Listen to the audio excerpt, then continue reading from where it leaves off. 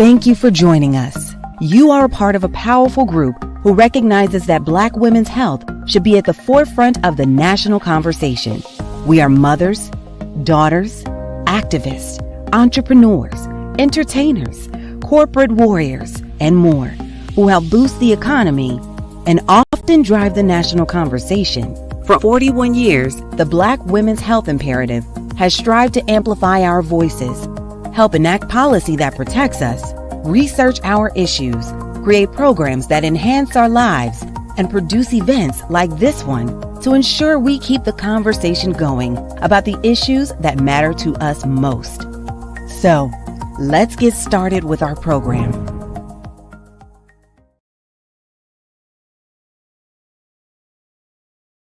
I actually thought I was having a heart attack.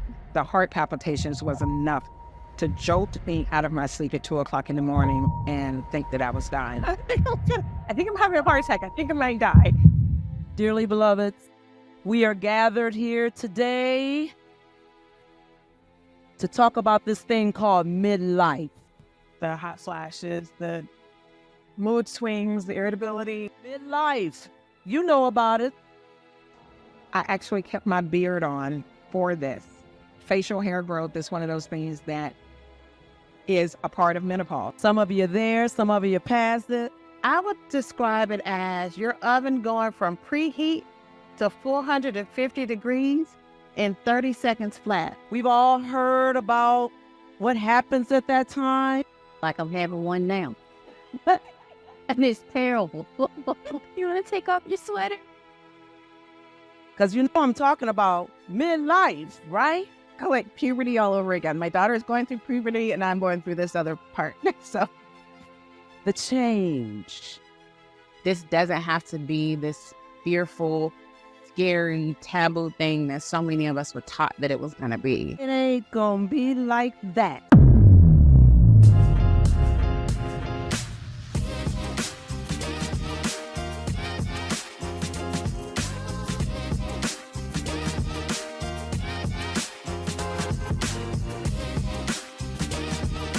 So today in this room right here, I think this is the start of a new wave of what we're willing to talk about. What's important to ask is what happens with your libido, what happens with everything related to intimacy. do it right now. Just lift your pelvic floor. You can feel that muscle change, right? Really challenge yourselves. I see sisters with little 3 and 5 pound dumbbells, but you get all them groceries out that car on one trip. Put that on the scale, how much it weighs, sis. Who in this room has ever been under stress?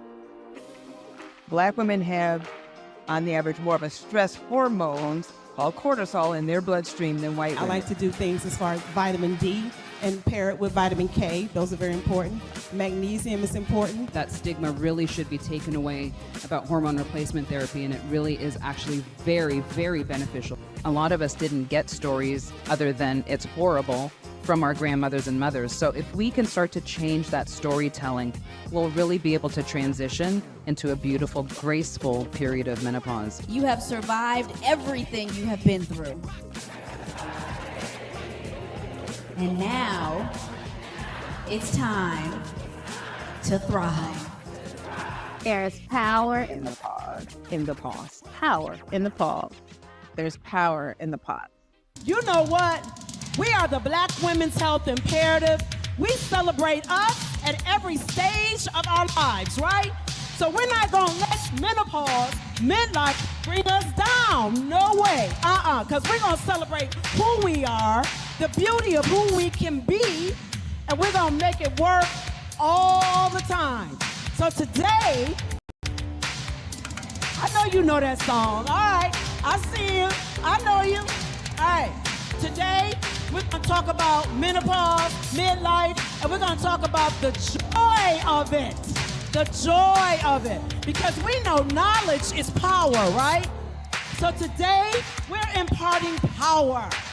We're imparting knowledge from some of the top people in this country. We're gonna give you the knowledge to experience power in the pause. But I know you feel it because I see some of you moving, right? So I want you to make sure that you keep that groove going. Power in the pause. Say it with me. Come on. Power in the pause. One more time. Power in the pause. Oh, yes. Give it those, because this is the kind of fun we're going to have all the rest of this program. Okay?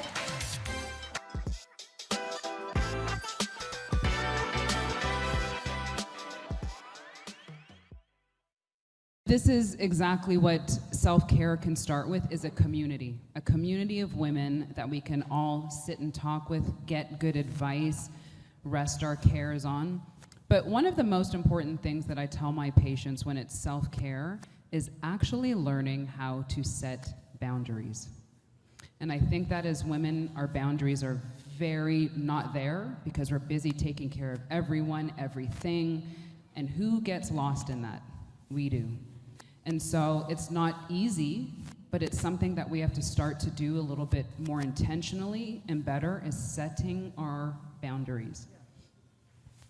And I want to just add to that, of course, it sounds so cliche, but you can't take care of anyone else if you're not taking care of yourself first. And we're so busy pouring into everyone else that we leave ourselves behind. So it's very important to take care of yourself, even if you have to get up early in the morning to do that, or go to bed a little bit later than everyone. Take care of yourself first.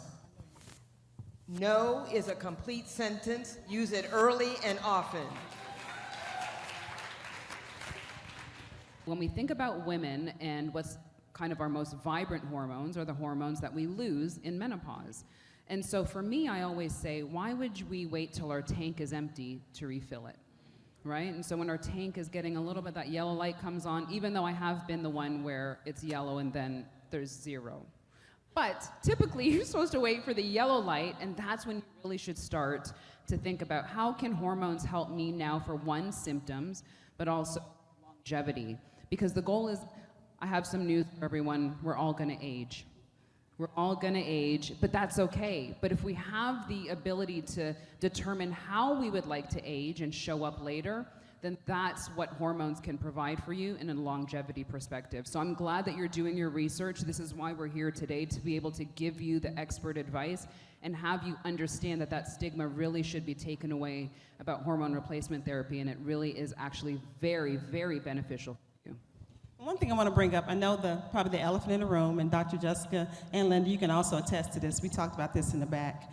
One of the biggest things that people are afraid of is what with hormone therapy? Breast cancer, right? So in the study, we all have a baseline of having a risk of breast cancer. And people who take hormone replacement therapy, that risk is not that much more elevated, barely, than your normal risk. But guess what that risk actually equals with? Diabetes, smoking, and having alcohol 5 to 7 days a week. It's the exact same risk. And obesity. Did I say obesity? So we have to remember, though, those are the same type of risks. So think about that when you consider hormone replacement therapy. And then for breast cancer, that was kind of like the thing that everyone kind of hung on. But what kills women the most every year? Heart disease. So if you were thinking about your heart and how to be protective of your heart, most women die from heart disease after menopause because why? Their estrogen has declined. So estrogen is actually very protective. And so if you would want something, if you're like, what is the riskiest thing that would kill me? Heart disease. And so if you take all cancers together, breast, ovarian, endometrial, and put them together, heart disease will still win. So if you want something that's actually going to give you maybe the best benefit of what would protect me against heart disease, then that start to look at estrogen a little bit differently and protect you. You know, in light of the side effects and adverse effects of estrogen, I'm thinking of clots, and I'm worried about DVTs and PEs. Now, is that dose dependent? These are things that, of course, we're seeing a lot as well. So could you please enlighten us? Thank you. Yeah, I think looking at your family history and then also your personal history is really the deciding factor in what you would want to take. And also when you think of the variety of modalities that you can take hormone replacement therapy, estrogen, which is kind of like for women the most that we'll look at, but estrogen, progesterone, and testosterone are all really, when we think of hormone replacement therapy, in that bundle. But estrogen is probably our most prominent hormone. But it's also how you take it. So for example, if you have a history of maybe heart disease or blood pressure, then maybe less oral and more of a patch or a cream or a gel. So that's really, again, that intricate discussion that you should have with your doctor on, can I take it, what's my history, and what modality should I take my estrogen in? I want to follow up on a comment you made about how we age, and I think that there's a stigma associated with aging. There's a stigma associated with menopause. You know, back in the day, you heard the word menopause is like, she old, no use to society, just gone and get ready to die. And it's, I see aging as a blessing. Yes. It is a wonderful opportunity to apply all of your life lessons, to live a fuller, happier, abundant life.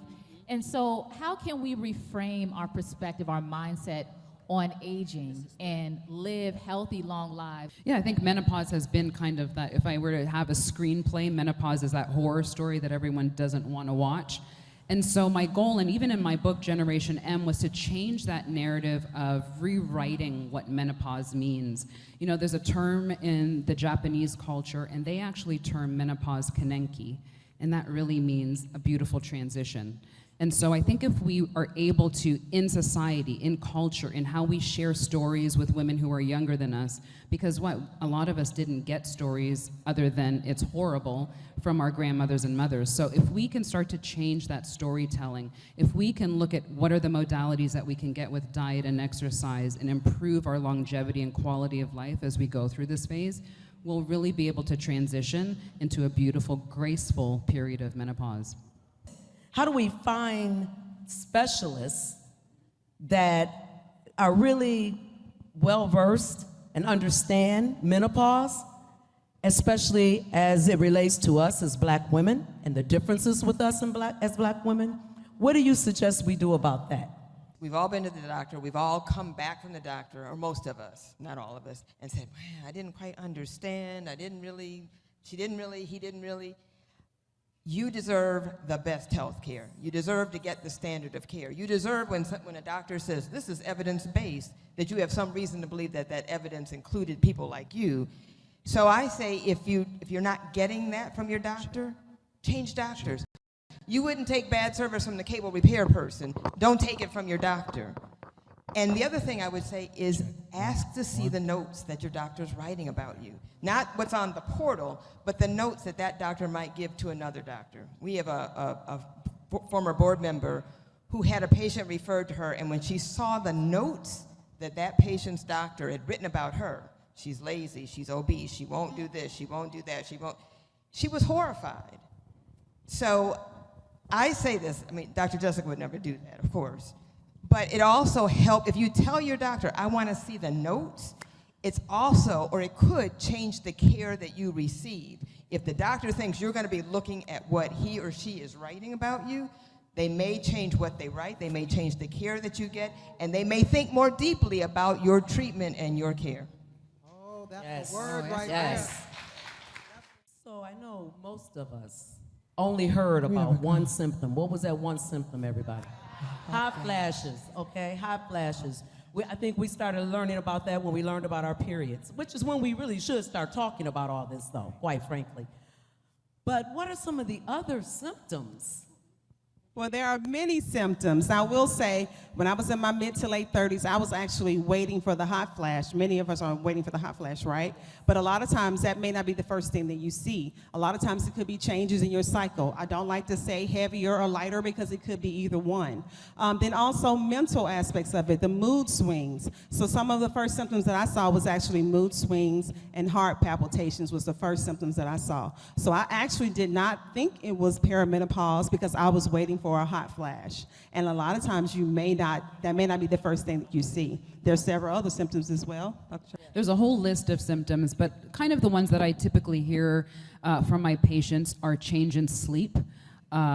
We said hot flashes, irritability, mood changes, changes in skin, vaginal changes as well, drier vagina, decrease in libido, but also energy, just kind of like this subtle shift in energy. And our most favorite one is how our bodies keep fat. We love that one, don't we? Okay, we don't. But there is a very big shift in how our body utilizes our food and how it actually, the decrease in estrogen changes how your fat is stored and it migrates up to this area right here. We're all very familiar with that. But it goes from our butt and our hips and it moves up to our midsection there. So a lot of different changes. Yeah, so are there some things that we should rule out before we assume that these are perimenopausal symptoms? Yeah, that's actually a very important question. I was on a panel discussion yesterday, and one of the things that we hear is sometimes now you see the flip side of anything that happens to you. You're like, oh, I'm perimenopausal or menopausal. And so I do think that there is kind of a ebb and flow between how we need to find exactly what it is, and that's the process of elimination.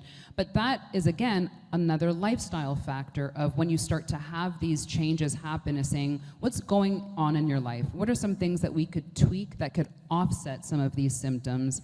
And it doesn't always necessarily have to equate to, I have to be on hormones or I have to take a medication, but there can be other things such as thyroid that starts to happen. And also our bodies, just with the aging process alone and decrease in estrogen, you start to become more insulin resistant, which means your body starts to tend to want to be more diabetic. And so those are changes that can occur as well. So being on the preventative side of what are these changes that are occurring and what can I do in my daily habits with lifestyle, eating, and exercise to offset, but also what are some things that I can look for that may not be directly related to a perimenopause, menopause aspect. Okay, I developed breast cancer that was estrogen driven and put me in early menopause, and now I'm in menopause. I suppose I'm 55, so. And then they told me I had developed skin. You mentioned skin earlier, melasma. They told me it's stress related, but I truly believe that it's hormone related. Is that a possibility that I'm on the right track? Yeah, those are part of actually the skin changes that you start to see with aging and or with menopause. But a lot of that has to do with, again, the depletion of estrogen. And you really had a very, very sudden shift in your estrogen change because of the breast cancer and the treatment after. But the good thing is that there's always options that can be available to you. The one thing I did want to outline for you, if anyone has a history of breast cancer, you still can use vaginal estrogen. Okay, yes, she was like, tell me more. Yes, and I think that that's very helpful because usually you only hear, if I have breast cancer, I cannot touch estrogen, but you actually can use vaginal estrogen. And then I would say actually for the melasma, a lot of times you can look into getting those modalities like lasers and also radiofrequency that can help even out the skin tone. So those are helpful as well. So vaginal estrogen, and then with your skin using some of other modalities. So my card says, I trust my body's natural rhythm and the changes it goes through. So for someone my age, going through like puberty, having your first cycle, it's a really hard change to go through. So what kind of advice would you give someone like me to prepare for menopause? I like that question. Look, she's like, I'm going to be prepared. Yes. Prepared. Yes. But this is exactly the generational stories that we can change if we start these conversations early. And my advice is that continue these conversations with both in these types of communities and with your family. But I think that one thing that I say is important for women when they're younger to understand when they're aging, we've touched on these a little bit earlier, is that aging is a beautiful thing, and to do that with grace and embrace that. And also, as you start to get into your 30s and 40s, is now you have a very good idea of these body awareness changes that are going to happen, and you're actually going to be ahead of the curve than a lot of people who are going to be in your circles who have no idea on what's going on. So I would encourage you to share the wealth with people in your generation about what's coming. This is when the conversations need to begin. So first I would say at 17, great, know your body. Pay attention to what your body's doing. You know when it feels off or on, or if something seems different. Keep track of it. It might not always need to go to a doctor, but you need to know, so in case something doesn't seem quite right, let somebody know. We women can ignore a symptom, can't we? Yes, yes. But it's also important that you know your family history. You've got 2 generations of incredible knowledge and brilliance sitting right here with you. Talk to them. Talk to your grandmother, because I can tell you, your grandmother, back in the day, she and her mother may not have been talking about getting their periods. And I'm also going to guess that your great-grandmother probably didn't talk about menopause either, because that's just not that we didn't do that. But you've got a treasure. Talk to them about your aunts, your uncles, who had cancer, who had diabetes, who had hypertension, who had this mysterious surgery that nobody wants to talk about. Ask them to tell you what really happened so that you'll know, because that knowledge is incredible power for you. Kudos to her family for bringing her here, and you even wanting to come here. Absolutely. I have 2 daughters around a little bit younger than you, and they sit in the living room and listen to me talk about menopause, and they're like, my period's going away? Oh, I can't wait. So it's about you talking and being open about it, and it's not doom and gloom. Life does not end with your period, and we want to make sure that we're able to share that with our family and our young girls as well. I have a 2-part question, and thank you for recommending your website, because some of us do live in a healthcare desert where we're not getting information and don't even know the questions to ask. But my question is about pellet therapy, and how do we know when we need it, and how can I get me some? I give pellets in my practice. I think that they have great utility. Are they for everyone? No. But are they a great option? Absolutely. Do I use them? Yes. I think with care and intention on what your patient's symptoms are and what they're willing to take, because I give everyone every modality to choose from. I'm like, here's the full gamut of what you can do: non-hormonal, hormonal, FDA approved, non-FDA approved, bioidentical, synthetic, so you can make an informed decision about what is best for you. I do think that there are people out there who maybe don't use pellets in the best way, and so they do start very high. I'm very conservative with them initially because my goal is to find your sweet spot of where is really going to help you. So it's much easier for me as a physician to start low and bring you up rather than to skyrocket you and then we're having some issues as it starts to trend out. So again, I think knowing what they are, there's a full chapter in my book in Generation M because it is very controversial, I would say. But I do think from before there were even pharmaceutical companies, pharmacies always compounded medications. And so I think that they do a beautiful job at it, but you actually have to know how to use it properly. So it's kind of like you have to know to use the tool that you're given. And I think that there are some people who know how to use that modality well, and then some who maybe don't know how to do it as well. So again, that's another reason to find someone who knows what they're doing. Last thing I would say about pellets is it offers people, it's low maintenance because once you have it in, it's in for 12 weeks and you don't have to do anything else. And then you can dose it a little bit more delicately than what's available in patch or pill. And it also includes testosterone, or you can take estrogen. You can take both of them when it's inserted. And so that's another way to curate it for what your needs are. I think that there's low-hanging fruit as it relates to perimenopause and menopause and things that are within our control as it relates to our wellness. And can you speak to things like endocrine disruptors and things that literally can take hold and make your experience with perimenopause and menopause worse because we're not mindful of the things that we're ingesting, things that we're exposing our skin to, the environments that we're in, and the like? I love that. So the question was hormone disruptors and things, again, in our everyday life. And I'm glad you brought that up so early in the conversation, is because everyone in here has an opportunity to take things out of their daily life that are not helpful for them.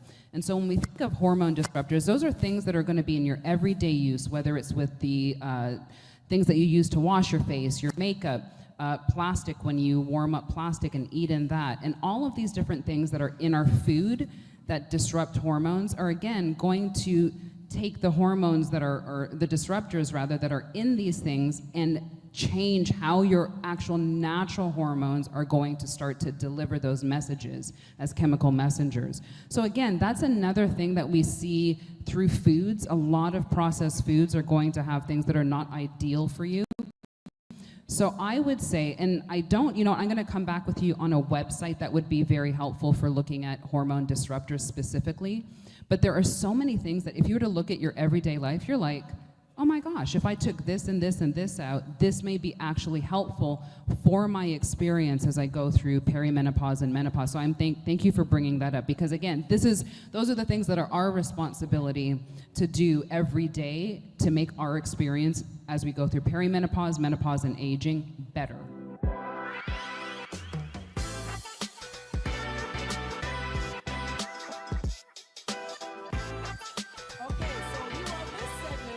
just serving it up. We've been serving it up all along today, but right now we're getting ready to serve up some food for you. Some food. But you know us, we're not gonna just give you food, we're gonna give you the knowledge with that food, right?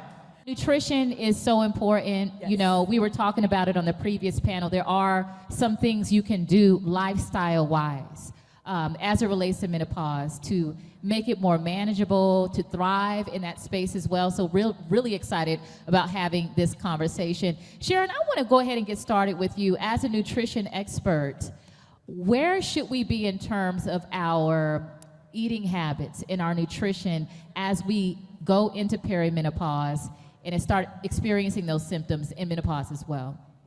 Absolutely. You know, what's so interesting about this conversation, I was having this conversation with a group of people last week about menopause and nutrition, and I was making a point, I don't think I had problems with this before. But once I thought about it, I realized that I myself, even the nutrition expert, had some issues to deal with it as it related to menopause. One of the biggest things I want you guys to consider here is what happens when your estrogen level starts to drop. And because of the drop, your metabolism slows down. As was said earlier, you're more prone to insulin resistance, which is that start to diabetes. There's so many different things that are going on. So what we need to do is concentrate on being really intentional about how we eat. We can't get away with what we used to be able to do. You're right? When I go back 10 years ago, the things I could eat, I can't do it now. So what the focus should be on is what you see up here. We talk about eating more fruits, vegetables, whole grains, beans, nuts. You need to eat as close to the ground as possible, right? When I say eating close to the ground, close to how God made it, that's how we want it. Apple, applesauce, apple juice, apple pie. Which one's better for you? It doesn't get as simple as that, right? Wait, I can't eat the apple pie? So start there, eating closer to the ground, eating more natural. Absolutely. And Dr. Stephanie, I want to ask you a question, you know, specifically as it relates to nutrition. Well, really, not necessarily nutrition, but something that I think plays a huge role with women in weight gain going into menopause, and that's sleep. The role of getting rest. Because I think that that's a really big deal. I know some women who celebrate getting 6 hours of sleep. They think that's a big deal. So what is your insight on that? Well, for me, I do now sleep. When you said 6 hours, I probably got 6 hours last night, to be honest. So sometimes 6 hours can sound good, but it's important for us to rest because your body has to build itself back up overnight. You want to make sure that you're resting. But for me personally, magnesium has been very important as far as helping me get sleep. So at nighttime, if you are having issues, personally, magnesium oil is what I like to take. But for other things you can do as far as your diet, and also, do you have a healthy sleep routine? What are you doing before you go to sleep? When are you stop drinking caffeine? Do you even drink caffeine? So things like that. Look at your diet and see what types of things you're eating. Personally, for me, I like to write down what I eat. So for me, a trigger for a hot flash is alcohol. So if I know I'm gonna have a glass of wine that night, 9 times out of 10, I'm probably gonna wake up in the middle of the night with a night sweat, which interrupts my sleep.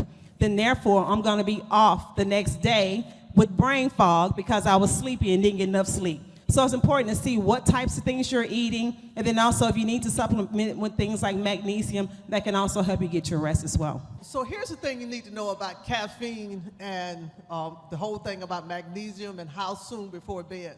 One of the biggest things is, what is the body doing in the middle of the night for you? It's keeping you well. There are things, that's the body's me time. So if you eat too close to bedtime within that 2 to 3 hours, the body now has to digest food instead of doing those things it needs to do to keep you well. So I tell my patients 2 hours to the minimum, nothing but water. It's not a snack, nothing but water, 2 hours before to give that gut time to settle in for the night, right? So that's the biggest thing about sleep. Going back to the caffeine, the point was made about that. Caffeine has a 6 to 8 hour half-life. In layman's terms, in your system 6 hours, but it's actually there up to 12 hours. So if you take in caffeine after, say, noon or 2 o'clock, you ain't sleeping. 80% of people are caffeine sensitive. You know, they are stimulated by caffeine. I have a sister who can drink caffeine before bed. It doesn't bother her, but that's not the majority of us. And so you think that it's okay to have it later in the afternoon, it's going to get you. You're not going to be able to sleep. So as we were saying, you're thinking that the problem is menopause itself, but it really is the caffeine. And don't just think about coffee. We're talking about tea. We're talking about chocolate. We're talking about Cokes, all of that. That's where it's coming from. Okay. Good stuff. Erin, I have a question for you. I think one of the most challenging things for many women to determine, well, really probably not challenging, but we're in denial, the difference between being hungry and having a craving, right? I'm hungry, but I gotta eat fried chicken, you know? So what are some things that we can do to tell the difference between hunger and craving, and how can we fight off those cravings, specifically sugar cravings? Yeah, well, the bad thing about sugar is that once you start eating it, you want more. And so if you keep eating that sugar, you're gonna keep craving the sugar. So really, one thing that helps me, and one thing that I teach the participants in our program is that, you know, sometimes you're kind of thirsty and you think you're hungry. And so take that, if you're having a really bad craving and you think you want this sweet thing, drink some water and then wait about 15 minutes and then see if you still want that sweet thing. And a lot of times that craving can go away. But like I said, if you start off eating that sugar, it's just a roller coaster because it's doing things to your blood sugar, it's going up and down, and as soon as your blood sugar crashes, you want that sugar again. So it really is important to pay attention to that and how you're eating. And then when you're eating through the day, you know, it typically takes our bodies maybe 3 to 4 hours to digest the food. So typically that's when you're gonna start feeling hungry again because your body is saying, okay, we've emptied out everything, we've extracted all those nutrients, it's time for us to get some more in our system.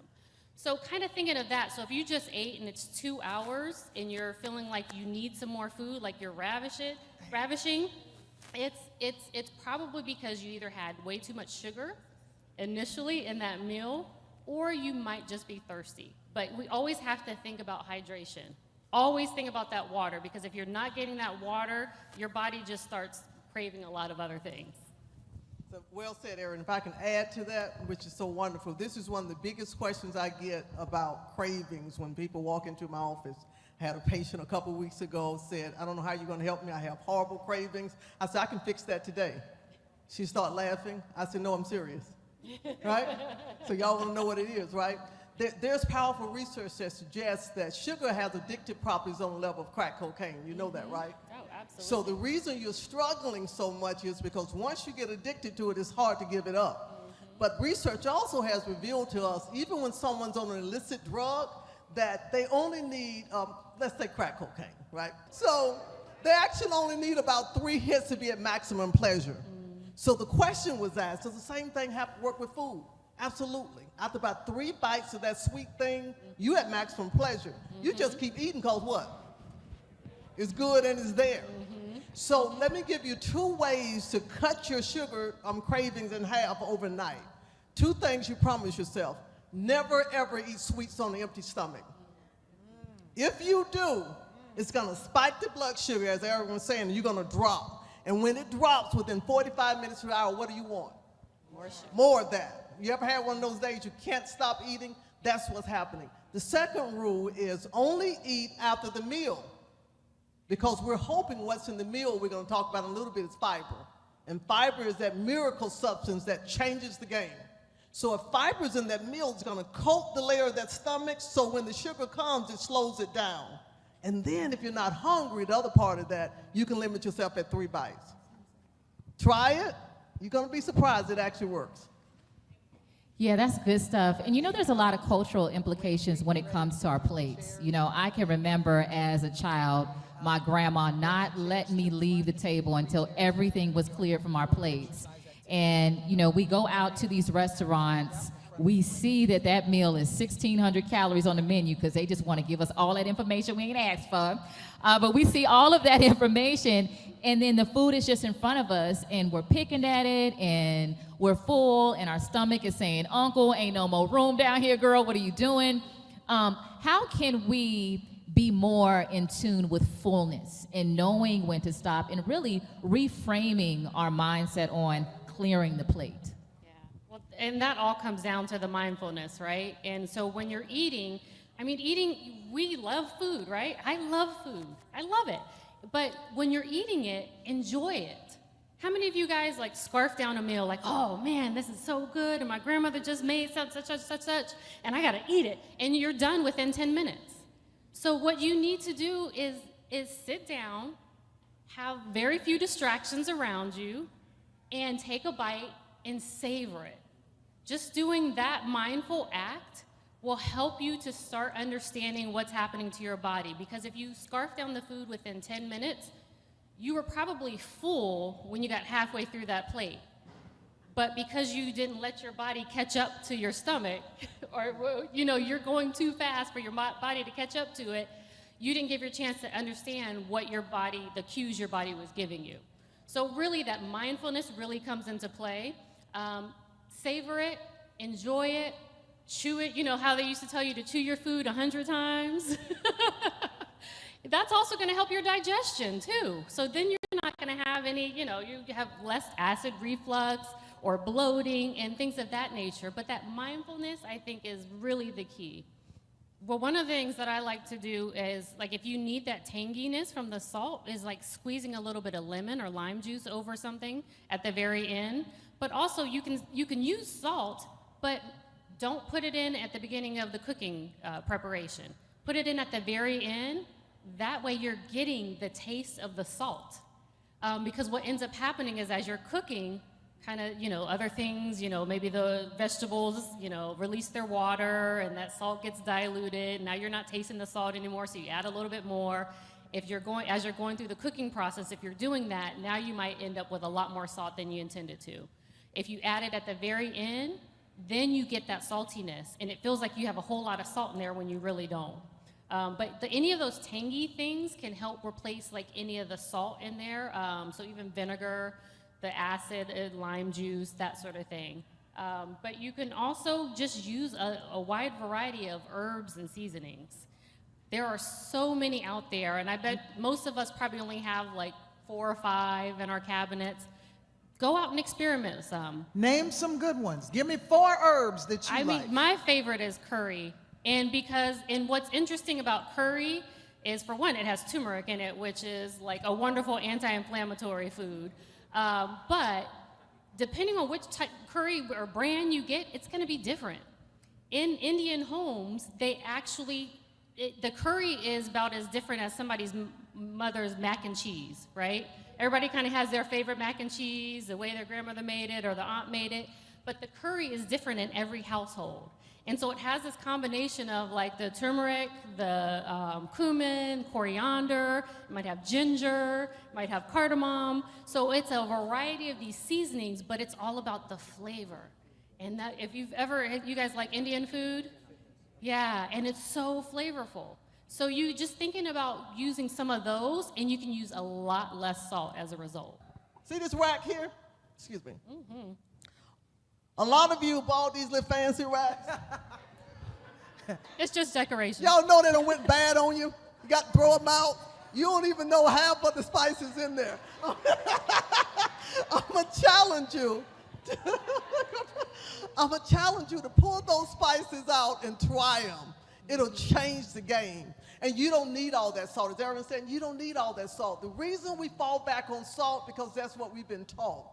There are other spices that can bring that flavor out without that salt. Okay, so we want to talk about a very popular exercise. Whenever we hear about women and they wanting to grow stronger legs or a bigger booty, what's the first exercise? Squats. So we're doing this for demonstration purposes, but there are many exercises that you can do to strengthen your legs, build stronger legs. But we're going to do a couple demonstrations of a squat. Now, I want each of you ladies to show me how you would naturally do a squat. And so I don't need you to go all the way deep down. I don't need you like all the way down here. I'm just showing y'all I got good knees, okay? Hey. I don't need y'all all the way down here, okay? But what I want you to do is stand maybe about 12 inches little bit there. Okay, right there. And I want you to keep your chest forward. And I want you to sit down, sit back right as the tip of your butt touches the edge of the seat. Okay, just do it a couple of times. Up and down, several squats. Up and down, squatting, up and down, up and down, up and down, up and down. And that's fine. I'm glad you're doing it the way that you would naturally do a squat. Give these ladies a round of applause. Yes, yes. So I want you guys to think about something as you're doing your squats.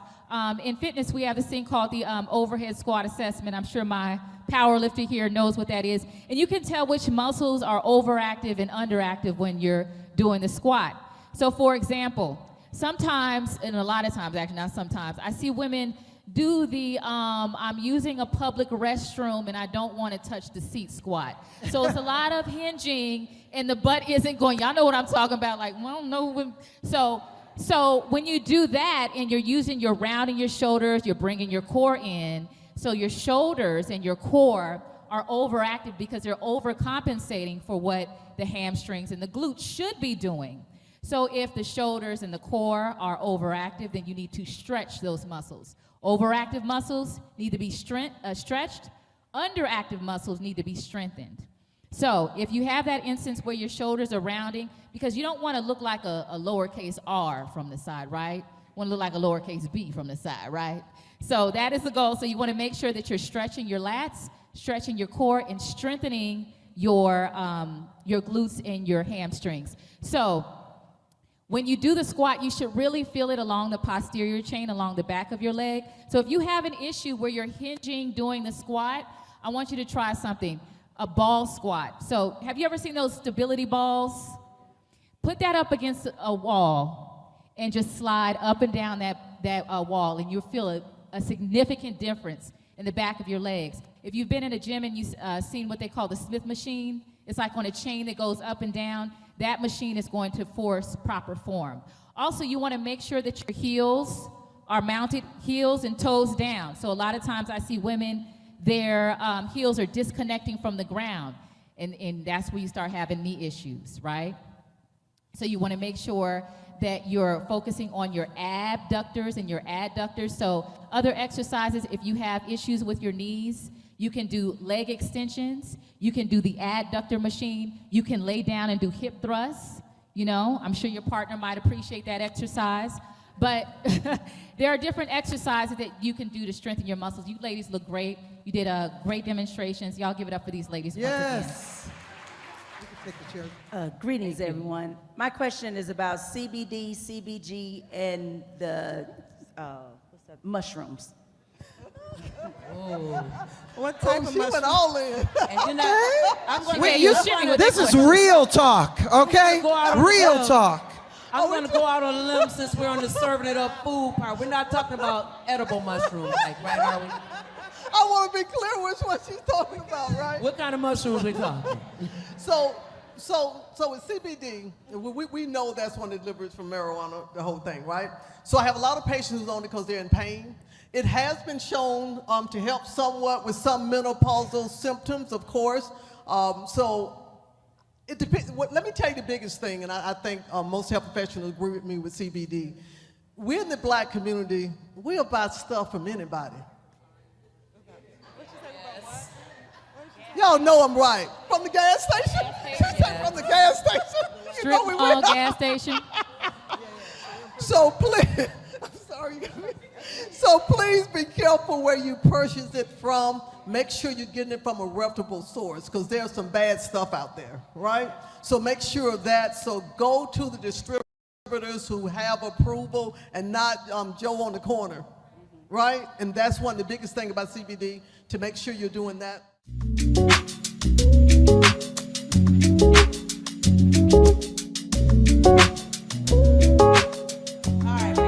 The hot and steamy part of this program.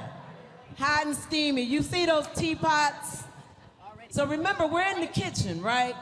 And remember, how many people had their birds and bees talk in the kitchen? No? That just happened in my house? Oh, okay. All right. And you know You also had some tough and sensitive conversations in the kitchen. So you know we're gonna spill the tea. Yes. We're gonna spill the tea. We don't often talk about what happens to our libido, other aspects of our sexual health, including other aspects of intimacy, painful intercourse, all those things that happen during menopause and after. I love that that was the first question of this panel, because that means we can just get right to it after this question. Jump in. Yes, so definitely that's something that, again, has to do with those hormones that are decreasing. But here, in show of hands, who knew that testosterone is a very important hormone to have? Yes? A good amount. Yeah, it's about representative of what I see. But definitely, a lot of times we've kind of put testosterone over to the male side and then estrogen over to the women's side. But we also have testosterone, which is responsible for our libido. And then when that starts to decrease in midlife, that's when we start to have a decreased desire. And that really is where we can get into the mental health of that, is libido really is that desire and that want. Now, the other part of that is the physical aspect of what happens during menopause because of the decrease in estrogen. And estrogen, like I said, it's like almost like liquid gold. It really gives a lot of parts of our bodies the vitality that it has. And so when we have a decrease in estrogen, that impacts our pelvic area, it impacts our bladder, our vagina, contributes to increased urinary tract infections, dryness in vagina, which is going to increase with painful sex. The key thing about all of this is that we have to elevate the conversation where we're taking away the stigma of talking to either a healthcare provider or even your little group of girlfriends that this is going on, so that you can get the help you need, because there is so many modalities, hormones, lasers, vaginal creams that can help you. But if you don't know, or you're not willing to have these conversations, this is where we get stuck. And so today in this room right here, I think this is the start of a new wave of what we're willing to talk about, again, that has to do with our sexual health. So thank you for starting this panel with that wonderful question. That's good. That's good. Dr. Soyini, I have a question for you. You know, sometimes when women are experiencing things with their bodies and you have a spouse and, you know, he's trying to get to it and you like, look, my body is going through some things, I'm not in the mood. It's hard to communicate that to your partner. What are some of your recommendations or your insight on that and how to approach that? I would say definitely start with understanding what's going on with your body. As Dr. Shepard said, when you're decreasing your estrogen, so many things change. We've already talked about our muscle mass and how that changes. Our pelvic floor changes as well. We can be experiencing things like prolapse or incontinence. Vaginal dryness, obviously, is a big one that directly impacts intimacy. Your partner does not necessarily understand that you're going through those changes. So in understanding it yourself, you can better communicate to them, whomever it may be, what's happening. They can grow a little bit of maybe empathy in that for you, and they can also engage in a conversation of what might feel good to you, what might work better for you, what lubricant we might need to try, right? We need to focus more on the foreplay instead of the actual intercourse portion. Because those type of discussions, very healthy discussions, are necessary to be able to pull more of the intimacy in. Can I add That's something to that? Perfectly back to the question that was asked earlier about the vaginal estrogen. So can we get that? Can we talk about that a little bit? Yeah. Right before we get there, can I add to that there is a I specialize in couple therapy, right? So this shows up a lot. And it doesn't help our partners to not talk to them and not educate them about what is going on, right? This is more specifically if you have a cisgendered male partner, right? And I don't know who we're talking to in the room, so I want to keep it very open in terms of identity. But something that Black women oftentimes struggle with is vulnerability, right? And being honest about what is going on, whether we know what's going on or not. I might not know that this is about perimenopause or menopause, but I do know that something doesn't feel good down there, right? And when we hold ourselves responsible, right, for the other person's pleasure, right, it can bring in a lot of shame, right? So I also want to make a note that you are not solely responsible for your partner's pleasure. They are responsible for their pleasure and their bodies, and you are responsible for yours, and you meet in the middle of that, right? But oftentimes women have been socialized sexually to believe that I'm responsible for everything you're supposed to experience. That's a mic right? drop. You are responsible for your pleasure, and sometimes if you can't get that from me, you need to get it from yourself. I ain't say somewhere else, I said yourself, right? So I really want to be clear about that, because a lot of that responsibility that is placed historically on women and femme people is really unfair and really imbalanced, and is not possible for you to be the sole responsibility for your partner's pleasure. Show of hands, who in this room has ever been under stress? Okay. Right, 2 hands. So, very briefly, more than 30 years ago, research was published that looked at stress in black women and found out that black women actually age faster than white women. There's this syndrome, Arlene Geronimus was the researcher, it's called weathering. Black women have, on the average, more of a stress hormone, back to hormones, called cortisol in their bloodstream than white women, and it does all manner of things. Cortisol in itself is not bad. If the house is on fire and you've got to run in and lift the refrigerator off of a loved one to get them out, that cortisol helps you do that. But chronically elevated cortisol is not good for you. And so it can do a number of things. It can trigger your inflammatory and metabolic responses. It can literally slow your metabolism. The Black Women's Health Study found that if you give black women and white women the same high-fat diet, black women are going to gain more weight and gain it faster than white women. Same low-fat diet, we actually lose less weight and lose it more slowly. Part of it is due to the effect of cortisol. Tanae Lewis, who is not too far from here, she's a researcher at Emory, has seen changes at the DNA level due to this elevated cortisol and chronic stress. The thing that is in common for all of these is this stress comes from chronic exposure to racism, gender discrimination, and economic oppression. So she's found changes at the telomere level, the end of your DNA, which can then trigger and raise your risk for diabetes and obesity-related diseases. So we've all, perhaps, if you've been in the workplace, had the experience of you're sitting at the conference table, you're talking about something, you make a great point, and nobody says anything. And then Bruce says the same thing you said. Oh, Bruce, that's brilliant. And you're like, wait, what? I just said the same thing. Well, black women in the workplace face this over and over and again, and it does wear on us. And so we respond in many ways, but one of the ways we respond is we work extra hard. We do more, we produce more. Studies show black women work on average 20% more than anybody else in the workplace for absolutely no benefit. No cost savings, no greater revenue, no greater promotion, nothing, except the toll it takes on our bodies.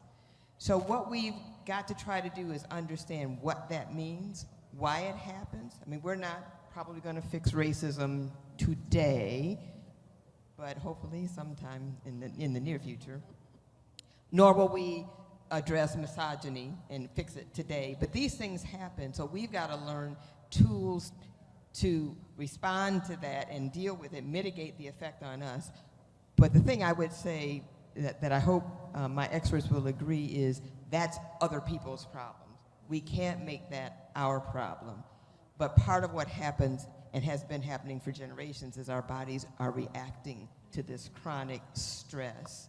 And so that's part of why at Black Women's Health Imperative we have launched Fair Works to actually help the workplace and people in the workplace understand what that means so that workplace policies and behavior can change, because that has to change. Black women are fine. So I just want to ask you all, ladies, as we're getting close to closing things out, we've received so much information here today, and for many people here, it can feel a little overwhelming about where to start. Can you give us some tips, maybe like 1, 2, 3 things where we can start on to, really embrace this new phase that we're moving into, prepare ourselves for perimenopause and menopause from a sexual wellness and also mental wellness aspect? It doesn't work. Okay. I want to give one tip, which is obviously a play on what we're talking about today, is pause, right? We are moving too fast. We are doing too too much, right? And we have been taught that there's going to be some benefit of this, that there's something at the end of the rainbow when we overwork ourselves, when we overfunction at work, in parenting, in partnership, and there we don't gain anything from overworking. We don't gain anything from overfunctioning, right? So we gotta stop holding that as some badge of honor, that I can know everything, I can do everything, I can save everyone, I can fix the things, I'm the biggest resource, I'm always available to you, call me anytime. Don't call me anytime. No, feel free, do not feel free. Don't feel free to do anything, right? Really be much more clear about that, because we are giving out so many of our resources, right, to people who oftentimes don't care about us, can't protect us, and wouldn't think twice about us, right? So we have to really think about who we are resourcing and have us resource ourselves first, but also be much more diligent about the resources we're giving to other people and who those people are. Because if there's no reciprocity, we gotta have a different relationship and we gotta move around, right? We do not have the same privilege and luxury to be able to overfunction and think we'll get it back later. We don't get it back later. We are constantly depleted from a metabolic level, from a vitamin level, right? From a social standpoint, financially, housing, right? We are depleted. So we have to get really, really clear about this resource piece and get real tight around it. And people are gonna call you selfish. And people are gonna call you mean, right? But that's because you are no longer willing to serve them in those ways. And you gotta say, hey, I'm willing to focus on me, and that's not me being selfish, that is self-preservation, right? That's Audre Lorde, right? So we have to really pay attention to this resourcing piece. So one thing I want you to that, right? Something to practice in the resource, in over others, is to pause for yourself first. Wow. Perfect. I would say in my own personal life and also in my practice, because we really do focus on mind-body connection. Mind-body connection is, I would say, 3 things. Is set boundaries for yourself, really learning how to set boundaries for yourself. And that's a little bit of what you were saying, don't feel free to call me, or, set true boundaries for yourself. And again, it's not easy, but once you practice it, it then becomes easier for you to do. The other thing that I would say is all of us have endured some form of trauma. And when I say trauma, it doesn't have to be some monumental thing that's happened to us, but some trauma really can reflect later on in life how we show up for ourselves. So taking the time to maybe dig down to figure out what exactly that was, how it's not serving you, and how you can start the recovery process from that. And it can show up in so many different ways in your life, but really taking time to honor that. And the last thing that I would say is, because this is probably my favorite thing for all across your life, is movement and exercise, body work. Just really your body and what it can do for you, you have to honor it back and you have to invest in it. And so when we talk about disease prevention, when we talk about going through menopause, when we talk about sexuality, all of these things, your body is what carries you through those moments. So honor your body with exercise and movement. Even if it's a walk, 20 minutes a day, start there. Every day, start and find a different way to move your body.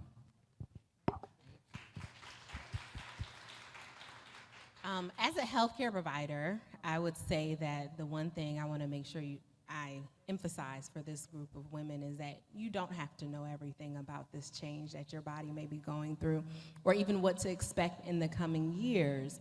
And you should be able to feel like you have solace and a place that you can go and discuss what has been going on and be able to be given real options. So I believe in second opinions.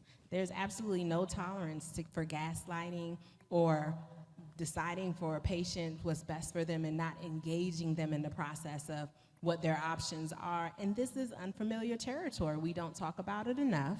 We haven't necessarily gotten the lineage of it enough. We've said that a million times today. So if you're not able to engage with your healthcare provider, find another one. You heard it here. I would think I would take some lessons from the airport. We're all familiar with the airport, the plane emergency procedures. Put your mask on first before helping other people. That's fine. You absolutely should. But another rule from the airport is, if you see something, say something. We have to stop minding only our businesses. We need to mind our sister's business. Because we all have been in that experience where we've seen, boy, Ayanna, she didn't seem quite right today, but we don't say anything. Say something. Ask her. Ask. We need to be in community. We are too isolated. I think COVID showed us what happens, and it's taking its toll on us. Knowing that we've got a support system, knowing that we've got people who care about us, knowing that you care about people, and people are checking in on you, and you're checking on them. It is so important to know that you've got your tribe with you, and you've got people you can count on. Not to do everything for, but people who are watching out for you and people you are watching out for. If you see something, say something. Please mind your sister's business. Well, I think that's a mic drop on what we're doing here today, don't you think? We're trying to make sure you have the knowledge for you to really claim your power at every stage of your lifespan. So let's give it up for our panel, and we're going to do.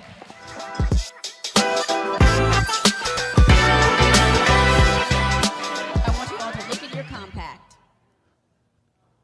Everybody looking at their compact, their beautiful faces? So the first thing I want us to do, you can say this silently or you can say this out loud. Out totally loud. fine. Okay, we're going to say them out loud. I want you to say 2 things to the best version of the woman you see here. You are all that. Each day you're getting better. Your mama always told you were beautiful, and yes, you are. Girl, yes.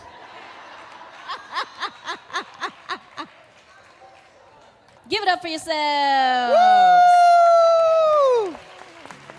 Give it up again for yourselves. Give it up for our wonderful panelists. Some of our panelists are out here. I want to thank Estellas. Estellas is our sponsor. Most importantly, I want to thank you. Thank you. Yes. Every panelist, please stand up. Yes. We're giving it up Thank for you. everyone. Thank you.